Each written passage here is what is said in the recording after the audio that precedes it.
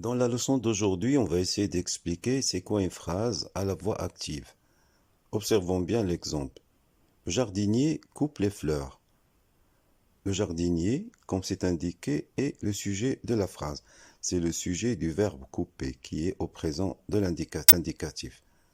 En rouge, on a un complément, le complément du verbe. Ce complément, les fleurs, est un complément d'objet direct ou COD. C'est le complément d'objet qui complète le verbe couper. Observons bien que le verbe couper dans la phrase est au présent de l'indicatif. Donc, pour résumer, une phrase à la voix active doit toujours avoir et contenir au début un sujet et à la fin un complément d'objet direct ou COD. On va maintenant voir comment on fait pour transformer une phrase à la voix active en une phrase à la voix passive. On va observer l'exemple. Le jardinier coupe les fleurs. Comme on l'a dit auparavant, le sujet, le jardinier, et le sujet du verbe couper. Et le complément en rouge, c'est le COD, le complément d'objet direct qui complète le verbe couper.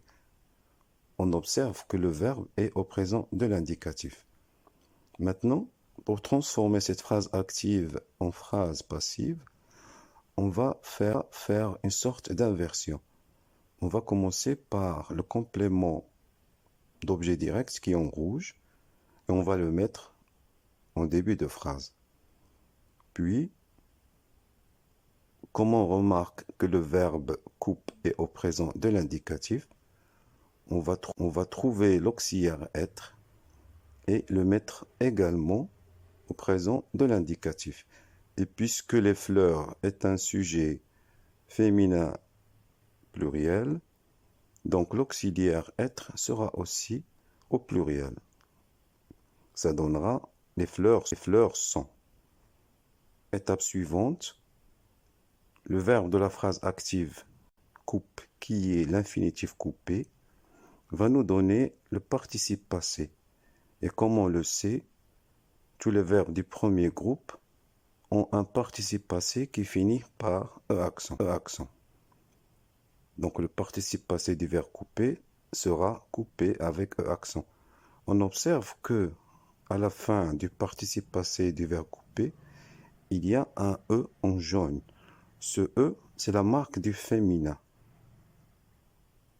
Parce que les fleurs est un nom féminin.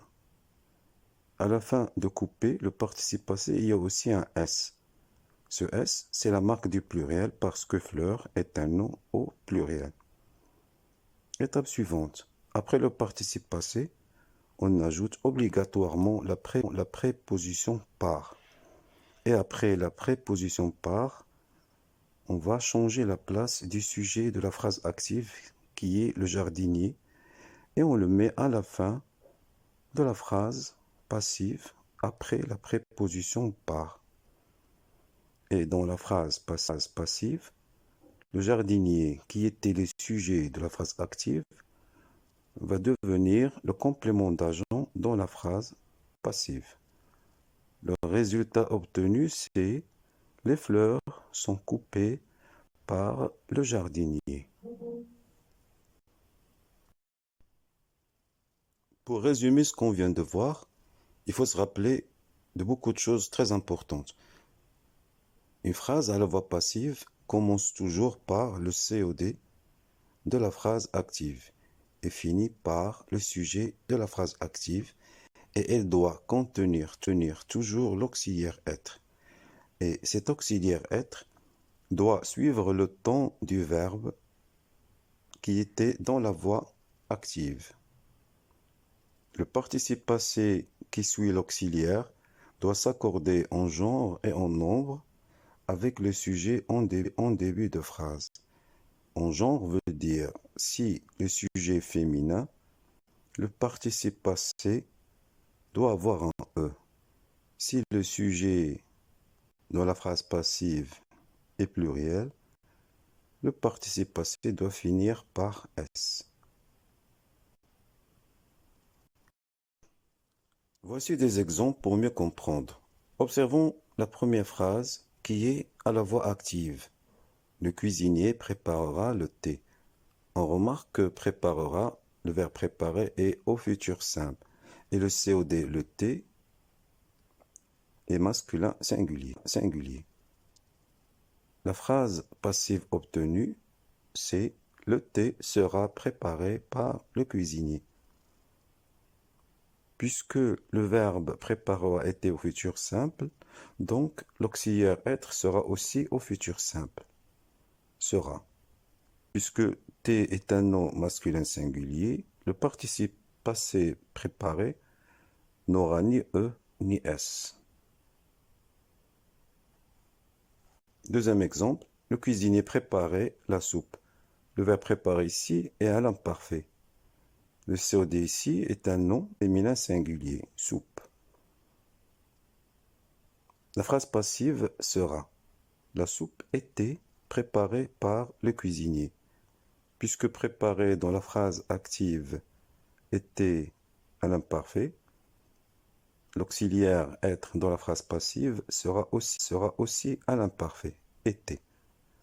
Le participe passé dans la phrase passive a pris un E parce que soupe est un nom féminin.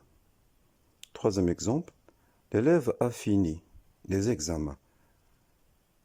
Le verbe ici c'est finir au passé composé. Et le COD, les examens, est un nom masculin pluriel. La phrase passive sera: les examens ont été finis par l'élève. Puisque finir était au passé composé dans la phrase active, l'auxiliaire dans la phrase passive sera lui aussi au passé composé, ont été, suivi du participe passé du verbe finir, qui prend un S ici parce qu'il s'est accordé en nombre avec le COD qui est masculin pluriel. Exemple suivant. Il ramassa les ordures. On a le verbe ramasser au passé simple et le COD, les ordures, est un nom féminin pluriel. La phrase passive sera: les ordures furent ramassées par lui. Puisque ramasser est au passé simple dans la phrase active, l'auxiliaire être dans la phrase passive sera lui aussi au passé simple. On obtiendra donc furent. Furent, c'est l'auxiliaire être au passé simple.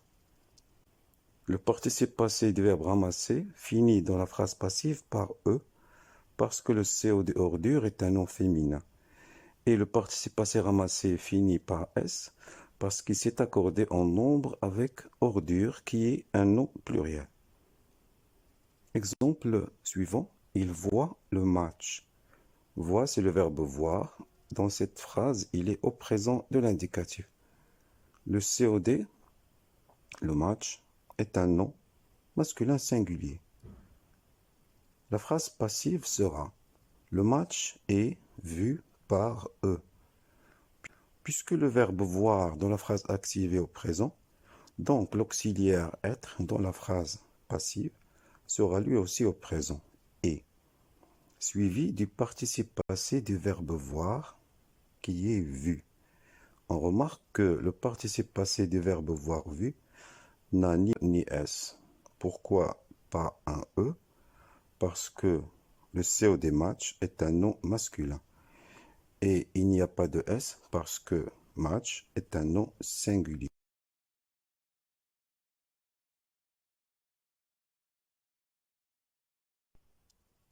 Pour le dernier exemple, je prends le médicament.